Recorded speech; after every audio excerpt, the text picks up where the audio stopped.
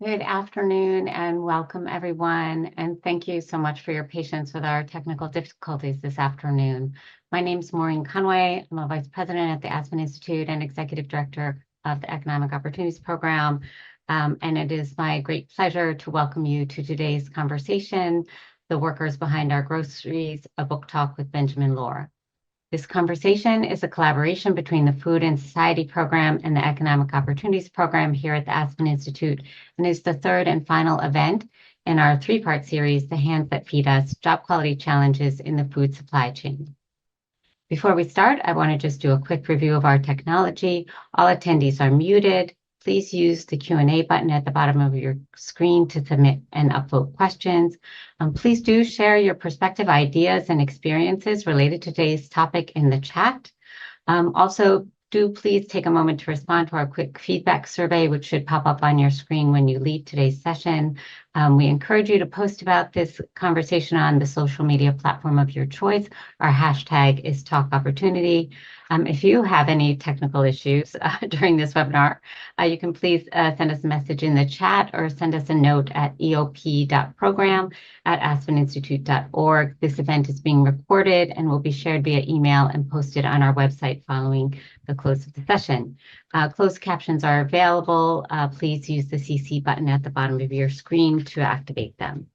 I just want to say a quick note of thanks to my colleague Corby Kummer and his team at the Food and Society Program for our collaboration on this series. It has been really terrific working with them on our central passions around good food and good work and how they should intersect more. This series has helped us really explore ways in which our food systems fall short and, to put it mildly, in providing good food and good work. I'm also thrilled we're closing this series with the discussion of Benjamin Lorr's excellent book, The Secret Life of Groceries. He really goes through workers all across the food chain, and it's just an excellent set of issues to use in our closing session. So with that, let me hand the mic over to you, Corby, to take away today's discussion. Thank you both so much. Maureen, and really the thanks are all to Maureen, Matt Helmer, and the Economic Opportunities Program, which is an inspiration to all of us who work at the Aspen Institute. I invite everybody to look on Economic Opportunities Program site and our Food and Society site, where we have Food Leaders Fellows. We're about to announce our third cohort who work on the food system and job quality, but no one is better informed on this than Benjamin Lorr. His Secret Life of Groceries is a landmark book about the food system, about the people who work in it, and it really opens your eyes to your so-called enlightened choices when you go to the supermarket. And also, I have to say, I for decades have been a food writer, and I was working with my agent on a book about grocery stores, a backstage look. I didn't tell Ben this. And I thought, nobody's done this. I'm going to go underground and work in a grocery store. I would have done so much worse a job than Benjamin Lorr. He did a beautiful job, and he did such great reporting and great writing. And because we're starting late, I'm starting with him right away. And I'm going to read you something you said in a Q&A about labor and about going underground or just working in a food store. It happened to be a Whole Foods in Bowery in New York, which Bowery, whatever its associations, it's now a very upscale Manhattan neighborhood. This is an upscale market, probably with entitled. There's a great quote about what people think their food choices say about them, but I'm going to start about labor. I was really surprised, Ben Lorr writes in the Secret, has written about in the Secret Life of Groceries, the ways these minimum jobs minimum wage jobs have changed. I've worked a lot of minimum wage jobs over the years. I worked them 20 years ago in high school, right after college. I had a memory of them almost tinged by nostalgia. But just like everywhere else in the chain, labor in retail has become more quote unquote efficient. Industry-wide practices like variable scheduling, on-call scheduling, just-in-time scheduling, where employees don't have a fixed schedule, rather one that varies week to week by up to 40%, or only receive their schedule a few days in advance, have devastating effects. You can't get a second job. There's no schedule to schedule around. Can't arrange childcare. Your take-home pay swings wildly, and the changes in hours worked. That's a brilliant observation. Could you also paint a picture for us? What was it like to work in supermarkets? And also, you did other kinds of food labor. And welcome, Ben Yeah. Lorr. Hey, thanks so much for having me. First, and apologies for robbing the world of your undercover grocery expose. I think we're all at a loss for that. So yeah, I mean, it's great to just be here and start off with this. When I started off this book, I did not really think I was writing a book about labor, but it really rapidly transformed into one just by talking about what the pressing issues in the food system, that define groceries, that define the factors that get food to shelf. It all boiled back to labor. It all boiled back to all these hidden actors. So your question on like what it was like to work in a retail food store, I had the most dilettantish experience doing this because I was working while writing, with a significant other source of income. So I don't want to make too much of it as a way of understanding. I will say I ended up working in two different chains, one of which isn't even featured in the book. It was just kind of like background for me to like make sure that what I was saying about the Whole Foods I was working at was not some type of crazy atypical experience.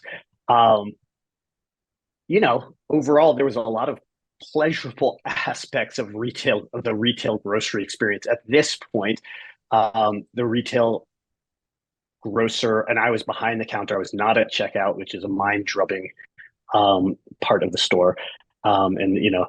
I think maybe a different place, but you're there as customer service. You're there to provide a smile for people. I was front facing, and so I think the experience that I had was very different from somebody who works behind the scenes, who works at a dark store, who works in a warehouse, who works even below carving the fresh fruit, carving mold spots off for the prepackaged fresh. Um, my experience was one that was probably not so different from the retail experience of 20 years ago. The scheduling piece that you pointed out was a market change in terms of not knowing when you were going to work, not knowing the duration of your shift, walking into it, or at least being prepared from prior experience that you might just be told to go home because the day was slow, and thus not being able to rely on any of you're just not having any fixed sense of an income. So in that way, it was a mixture of truly, and I think Whole Foods really selects, and I go out of my way to say this, they really select for kind of outgoing, extroverted employees who genuinely like social interaction. That part of the job, as much as we might want to think that's like an oppressive structure for, that's us, I think, projecting onto the people we see in the food system all of the things that are going on behind the scenes that we might understand in the back of our minds are going on. We think that this retail interaction is something troubling, but I think it's a drop in the bucket. Two questions. Did your colleagues have a choice as to whether they got a front-facing job or not? And did you hear a lot of complaints backstage about where they were positioned in the store? Were you plucked out because you clearly had an education and you would match much more the kind of customers there? Did you volunteer for it? In other words, how much autonomy did you have, and how did you feel that compared to the autonomy of your colleagues? Then I'll ask another question. Yeah. I think there were a number of frustrations. I mean, any retail job, low-paying job, when you get to questions of choice around autonomy, you get to the question of like, well, how much choice do you have when you're in a system where you have to work and jobs are scarce? So there's always this thin threat of being a team player at a place like Whole Foods, where there is a vocal culture that encourages you to speak up and advocate for yourself. And there is a silent threat that if you're not a team player, you might be asked to play for a different team at a different store because you're not a fit for the culture. So there is this like dual mindset that I don't want to pay short shrift to because uh, I heard a lot of people talk about that. There was a lot of frustration with the pace of advancement in Whole Foods. I think there was not a lot of frustration, however, in where people were placed in the stores. I think people were happy to be where they were, and there was an ability to transfer after you were working there 6 months from place to place. And there was enough turnover at the store that if you made it through those 6 months, you could probably find there would be an opening in the store, and you were credibly received in your department, you'd be able to move right along. And can you tell us, first of all, did it change your personal behavior toward other workers, or were you always unfailingly gracious as a customer, so you needed no change at all? And then tell us about other jobs you worked while researching the book. Oh gosh. I mean, I think the one thing it probably changed is, I mean, when you're on the other side of these retail interactions, you realize just how over the top effusive many people are in their thanks of you. So I would have these moments where people would make extended lascivious eye contact with me as a clerk, and I'm handing them their like packaged fish. And it just, they'd be like these, you've seen the Saturday Night Live sketch where they're saying bye bye, bye bye. It was like kind of the exact opposite, where they're like trying to take this small intimate moment and like extend it into like this meaningful interaction where they're thanking you so much for your service. So if anything, I became more self-conscious that I played into that dynamic my whole life and have been going through retail interactions like with ridiculous sopping over the top praise to someone who does not care about it at all because Did they're this more have concerned anything with to do with the the other things. timing of COVID and the heroicizing of so-called essential workers, which I fear vanished after COVID? Yeah, no, that's a great point. This was all pre-COVID. All the research of the book had concluded by fall of 2019. So my experience was different, but I think you make a great point that when you were a retail worker, especially during this phase of COVID, you were deemed an essential worker. You were people are banging pots and pans as they stay at home and you're forced to go to work, and you get a hero's pay bonus for 2 weeks, maybe 2 months. And then you watch as there's a giant stock buyback at the end of the year because these grocery chains are literally making record profits. And your hero pay disappears. You go back to normal. I think it bred a lot of resentment. To your knowledge, one of the questions that came in, because luckily many participants did send questions in beforehand. To your knowledge, did any of these COVID-19 bonuses have an effect on the wage structure? And do you suppose that the kind of disillusionment or kind of morning after effect you've just been describing has anything to do with the strengthening of union attempts among food service workers? Oh, undoubtedly. Undoubtedly. I think there was a real solidarity that developed during COVID. I think it translated into, it coincided with a high watermark in at least a local high watermark for union relationships. And it certainly was an additive factor there. I think that it was a period where if you we're talking to frontline grocery workers, it was an extremely stressful, same thing that was happening to teachers. These are frontline workers who are getting burnt out at never before seen levels. They were making they were making very little money, while white collar professionals were told that their patriotic duty was to stay home and limit care, and limit contact. So, they were very attuned to that hypocrisy. How should we view, for a while, Amazon, after it bought Whole Foods, announced a whole redesign of its stores, which it hasn't abandoned, but it hasn't really gone forward with, in which only the front of the store with fresh produce and counters like the one where you were having people smile a little too long as you were serving them would remain. And all of this behind the scenes work of the non-front facing workers would be roboticized. How should we Yeah. view that? Is that a direct assault on jobs and wages? Or given the often kind of inhuman conditions of that work, is it a good thing? Where should we be thinking about that attempt? I will say it's something I've thought a lot about. I thought a lot about it in the context of trucking, where the automation of trucking is coming. It's something that's beloved. It's going to be an earthquake for this, um, e- e- extremely important sector where huge, majority of states, it's the number one employer. I think after spending time with those jobs, it became impossible for me to defend business as usual and impossible for me to romanticize the idea of maintaining those jobs.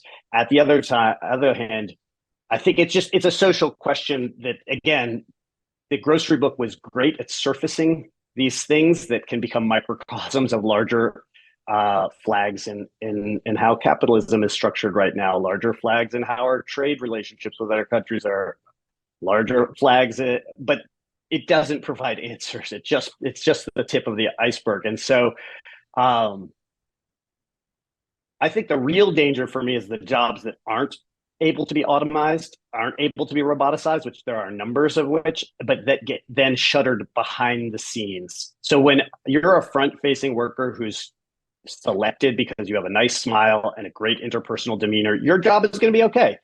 If you are then put behind the scenes in a dark store or in a roboticized Amazon store where you're essentially transformed into a human robot, your working conditions are going to deteriorate. The like remaining incentives to treat you like a human being just diminish a little bit more. And so I think that shift is something that COVID very much accelerated with, you have like 30-minute grocery delivery, all of that stuff really accelerated these trends. I think that's a very dangerous, bad, disturbing trend. We are not good as a society at labor enforcement locally. We're not good at it internationally.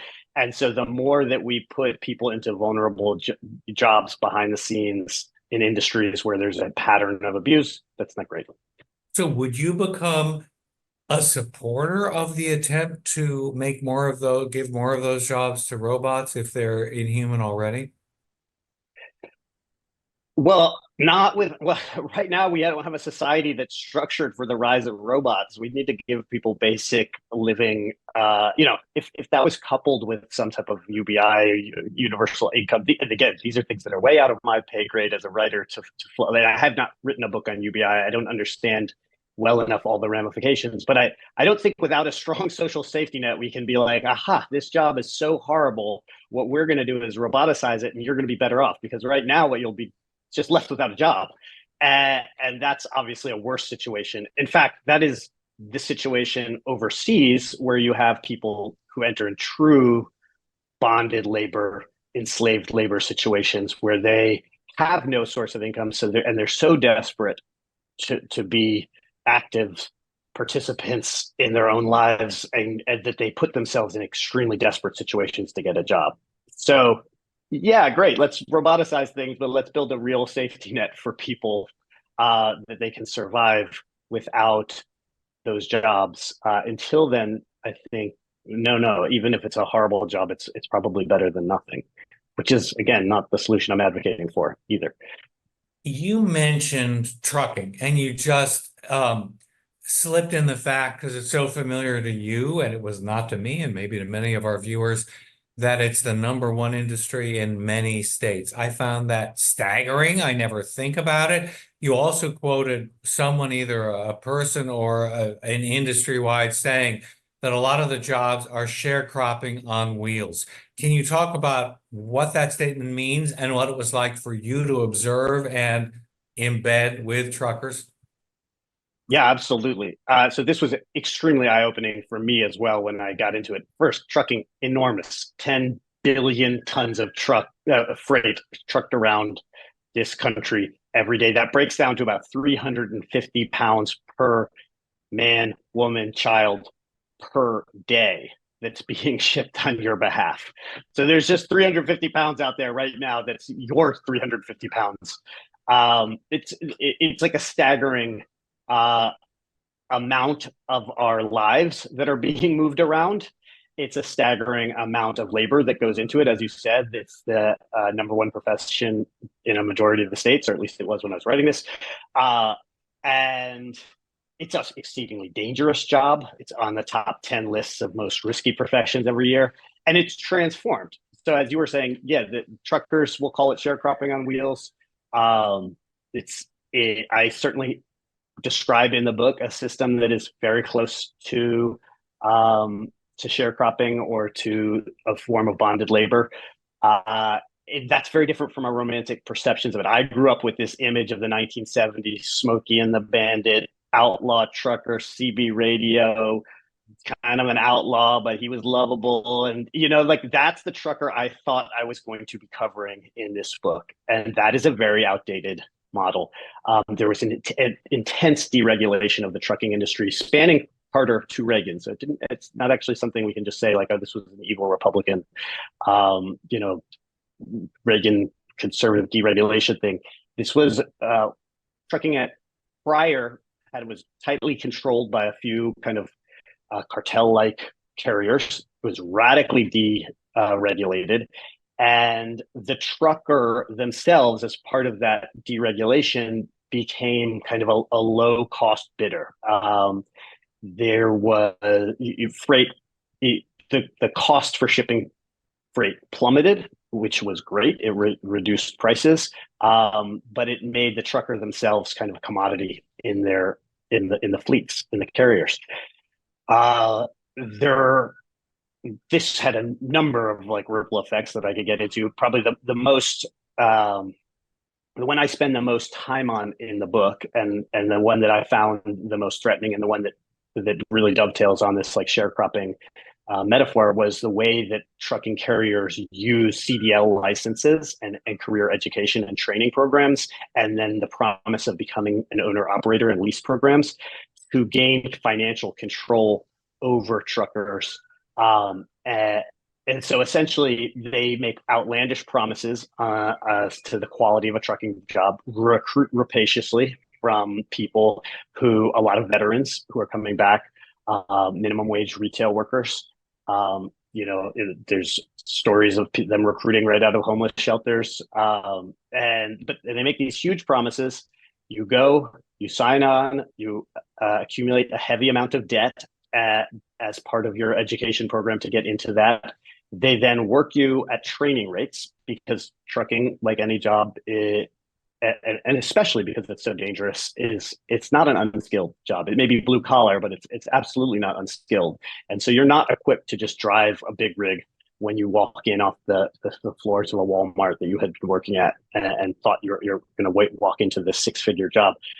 You need to train, and those training rates are extremely low. They're extremely profitable for the trucking company, and they wield the debt that you have to prevent you from being a free actor in the market and going from carrier to carrier. So you're beholden to a single carrier, and it just sets up lots of abusive structures that keep people held at one place, and then because you're contractually obligated to that one place, when they decide that you're no longer profitable for them, whether that's because your training rates are up, whether that's because you complain a little too much, they quote unquote starve you out, which is like reduce your miles, and you get flushed from the system.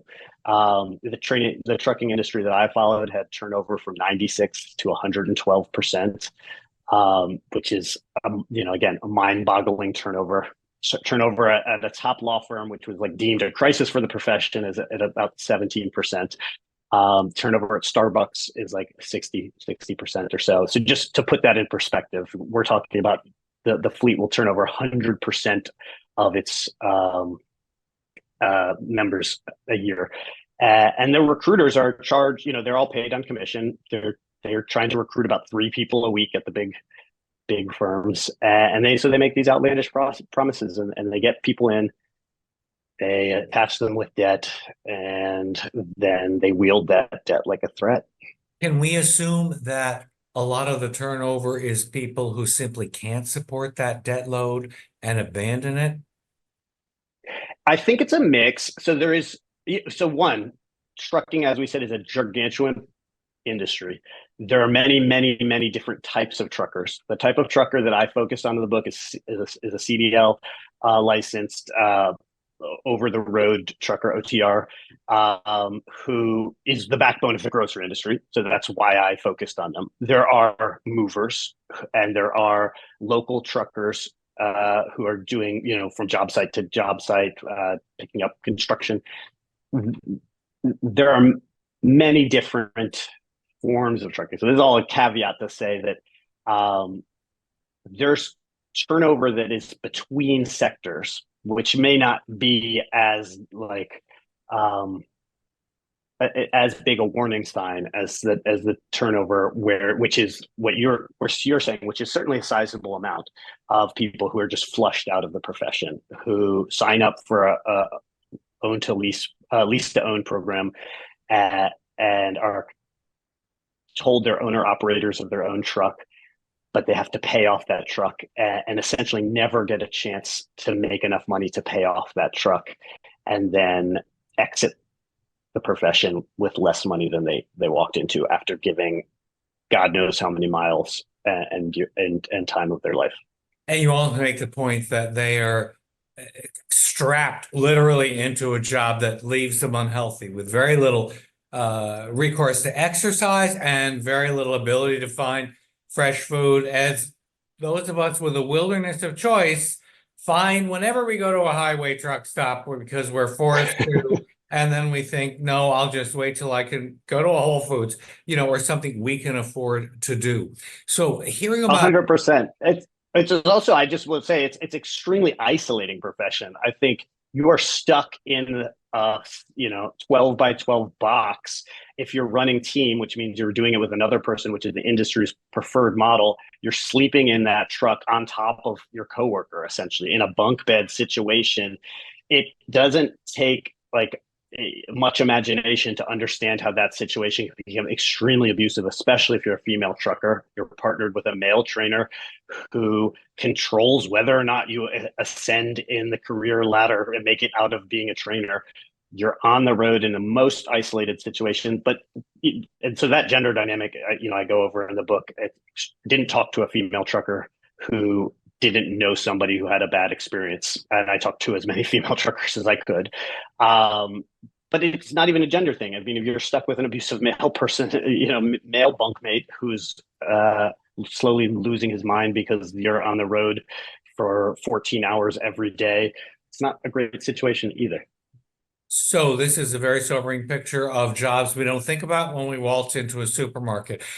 I think that some of us, especially probably the people listening to this talk, are aware of field and food raising jobs, the difficulties of them. Economic Opportunities Program, we at Food and Society have worked a lot with the coalition of Immokalee farm workers, which has raised national visibility and concern about workers' jobs in fields. And there are other organizations, and it's something we can never think about too much. Are there other unseen jobs you found in your research we should be thinking about as we walk into a supermarket?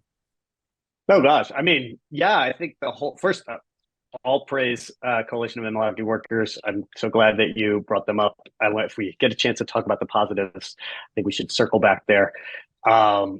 Look, I think I was unaware of just the network of brokers and buyers and manufacturers, how a manufactured product gets to shelf, especially one that starts off as a raw commodity that's sourced.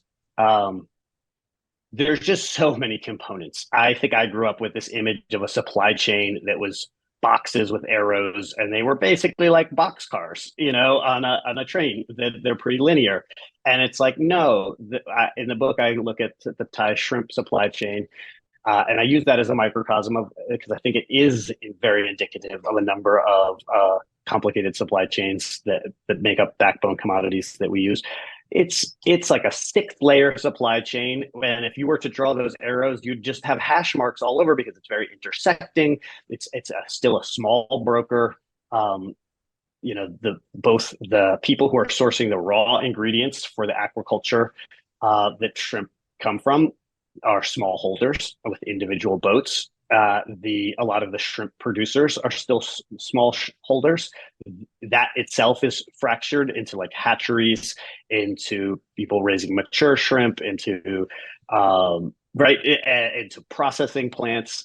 So the volume that the modern supermarket depends on, and these chains depend on a volume of supply that has so many small actors, and each of those actors is involved in a war for lowest price. The grocery store is structured around what we haven't really talked about, like kind of the big structural forces in the grocery store, but it's structured around volume, and it maintains that volume by maintaining very small margins and a very low price, so that people buy a lot.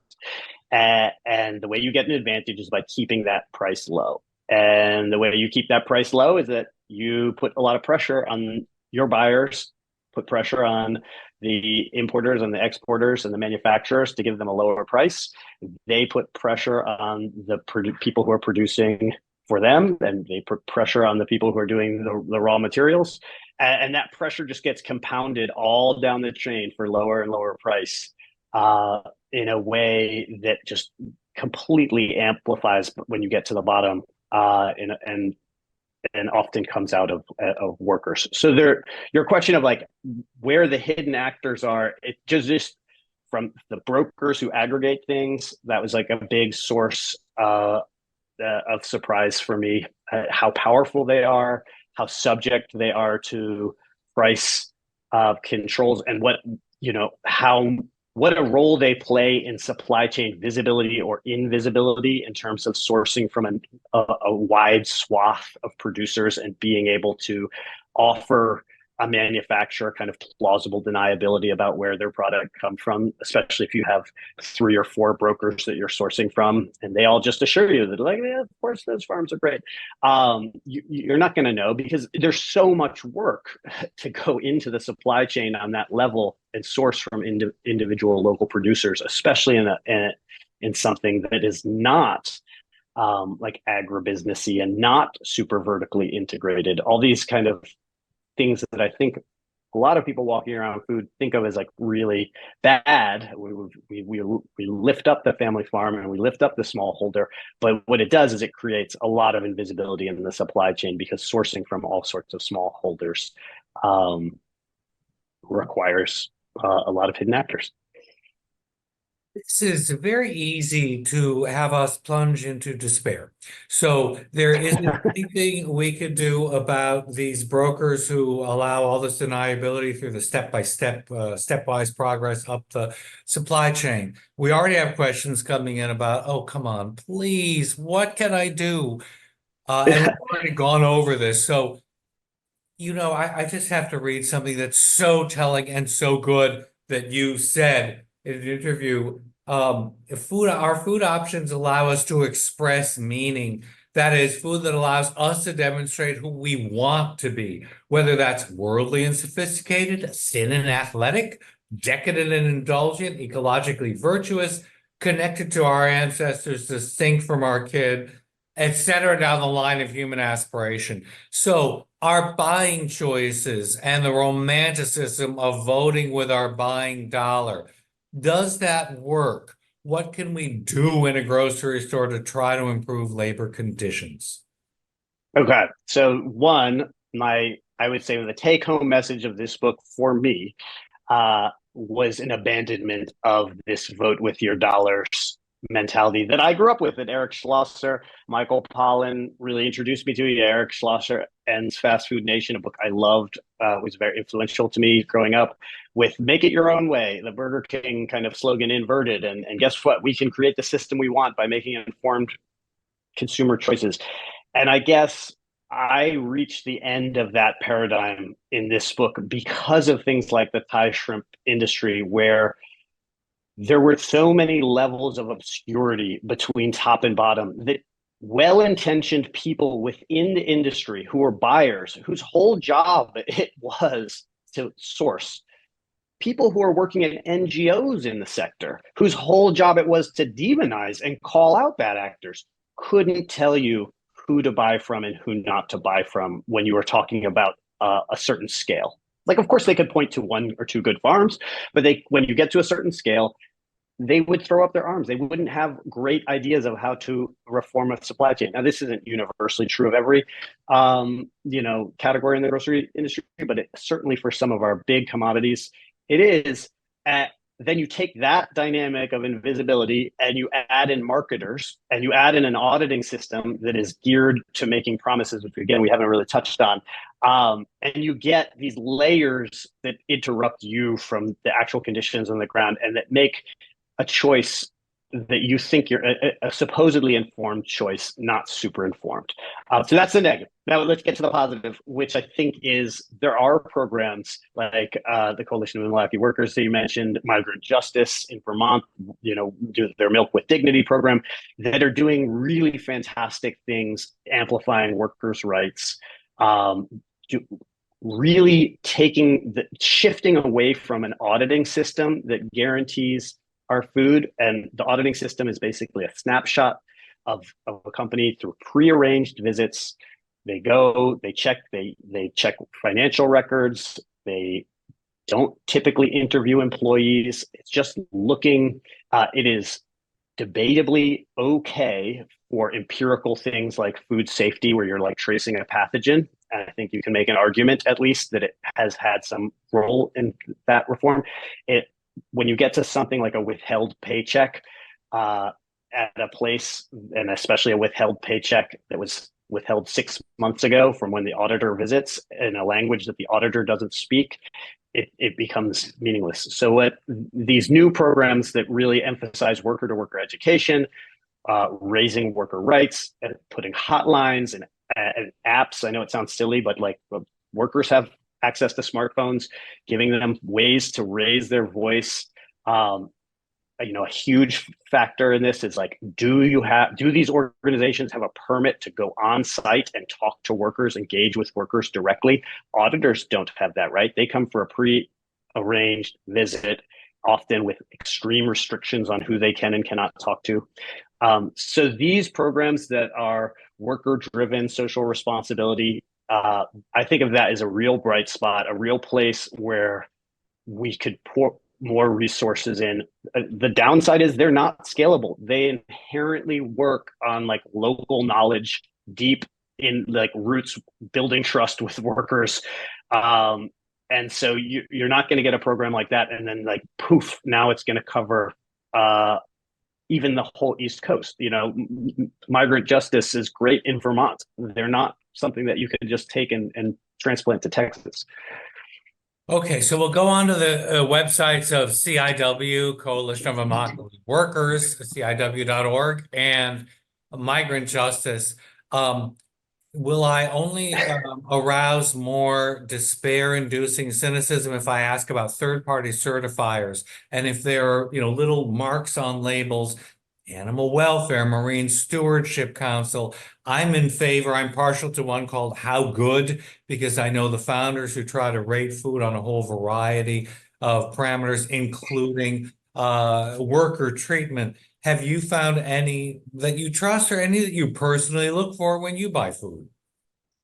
How Good is, I have not a bad thing to say about How Good, actually. I'm not, in general, you then have to just drill to the next level of these things. Again, things that are based on snapshot audits, no good, in my opinion, when it comes to things like environmental justice, when it comes to workers' rights. If you're looking for a gluten-free product, the gluten-free label is probably great. But it's not a helpful if you're looking for fair trade. So I don't put a lot of stock in there to answer your question. I look for like employee-driven cooperatives. Bob's Red Mill is a great example. There anything where there's a 30% ownership stake by employees. There's some evidence there that is a place where we can, it's a real leverage point where employees felt feel bought in. None of these things are panacea, though. If you're a manufacturer that's employee owned, you still have the same low price incentive to put pressure on your suppliers. And so your employees might be good, but you're still going to be putting pressure down the chain. Systemic change, I think, really is going to come from raising worker and empowering workers, whether through unions, whether through these worker voice programs, through big systemic things like we need trade treaties with like teeth, with police enforcement attached to it. We have trade treaties that say the most beautiful things about illegal labor and forced labor. And then when you come to try to enforce that, there are delays, there are, court rulings with completely unclear enforcement mechanisms, right?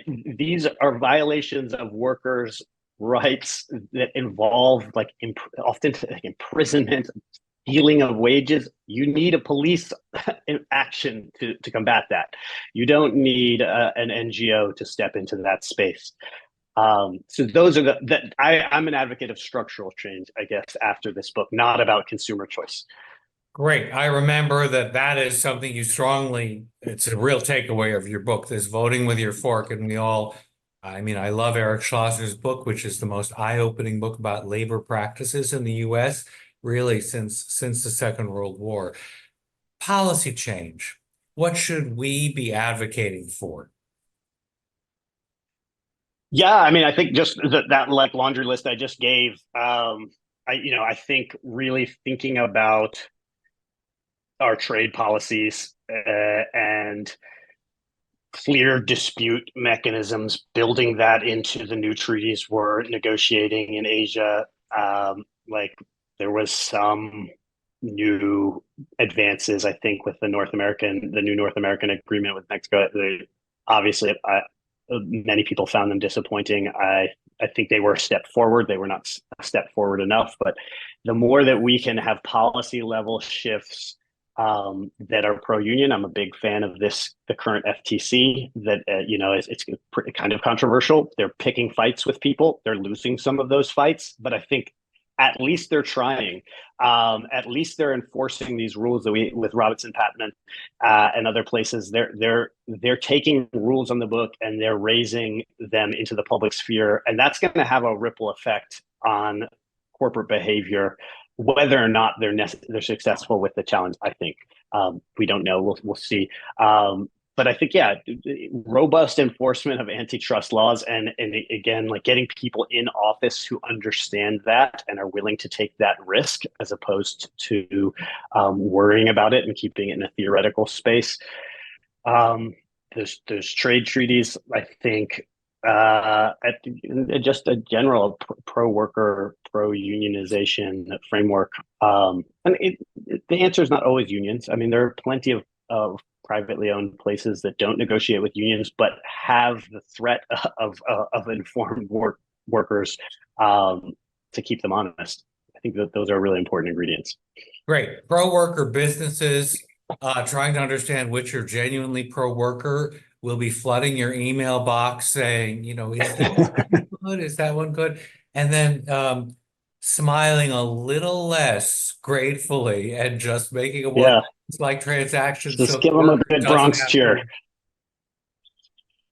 All of your advice and your experience have been invaluable. And I have a heavily marked up copy of the cover, but The Secret Life of Groceries by Benjamin Lorr is the book everybody should read and teachers should assign, and all of our Food Leaders Fellows will be required to read. So thank you, Benjamin Lorr, for joining us today, and thanks to our friends at the Economic Opportunities Program for making this whole terrific series possible.